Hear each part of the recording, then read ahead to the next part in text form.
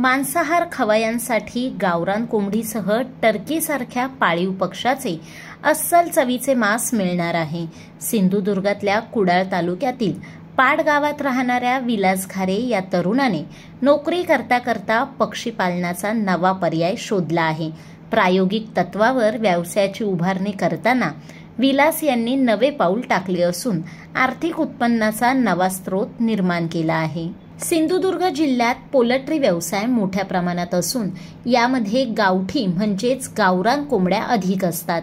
आपल्या पोल्ट्री फार्ममध्ये विलास घारे यांनी मुंबईतील गोरेगाव मधून टर्कीची पिल्ले आणून प्रायोगिक तत्वावर टर्की पालनाचा नवा पर्याय निवडला आहे।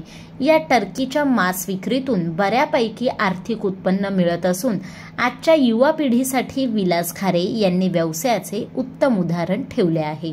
सर, माझं नाव विलास घारे आहे। मी पाट राहतो कुडाळ। मी नोकरी करून पार्ट टाइम म्हणून मी हा कुक्कुटपालन हा व्यवसाय करतोय।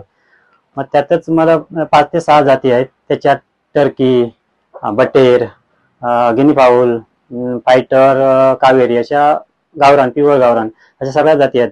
मी त्यात जास्त करून माझा फोकस टर्कीवर आहे, कारण त्या साईजने पण मोठ्या होतात किंवा त्याची अंडी पण मोठी असते आणि जवळजवळ कोकणात जवळपास दिसत नाही तेवढ्या मला।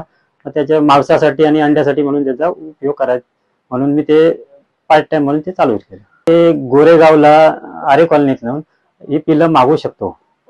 याची किंमत, पिल्लांची किंमत एका दिवसाच्या पिल्लांची किंमत साधारण 100 रुपये असते आणि ती जास्त म्हणजे 5 ते 10 नग अशा ह्याप्रमाणे देतात आणि ते ऑर्डर केली तर ते येऊ शकतात आणि मोठी झाल्यावर ते 8 ते 10 किलो पर्यंत होतात। त्याची किंमत 5 ते 7 हजार पर्यंत होते। कशा प्रकारे ओपन मध्ये की इन मध्ये तुम्ही कशी या टर्की किंवा कोंबड्यांना हे केलेलं आहे? हे दोन्ही ठिकाणी चालू शकते, ओपन मध्ये किंवा ते आपण बंदिस्त सुद्धा ठेवू शकतो। पण बंदिस्त ठेवल्याने काय खाद्य जास्त लागतं, मग आपल्याला तो खर्च परवडत नाही। त्यापेक्षा जर ओपन मध्ये टाकलं तर फायदा होतो, की खाद्य वाचतं आपलं किंवा इतर काहीतरी टाकून आपण घरातलं वेस्ट असलेल्या सगळं टाकू शकतो आणि त्याच्यातून आपण व्यवस्थित मिळकत मिळवू शकतो।